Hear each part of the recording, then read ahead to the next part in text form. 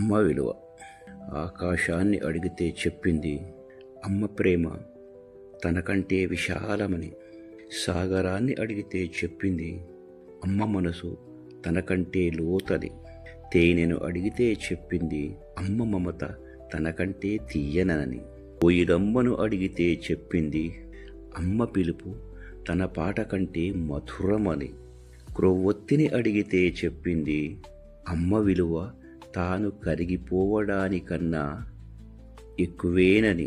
నేల తల్లిని అడిగితే చెప్పింది అమ్మ త్యాగం తనకంటే 1,000,000 రెట్లు ఎక్కువని. అంతటితో కాదు, ప్రపంచమంతా ఒకటే మాట చెప్పింది, అమ్మ అంటేనే ఓర్పు, అమ్మ అంటేనే జీవితం.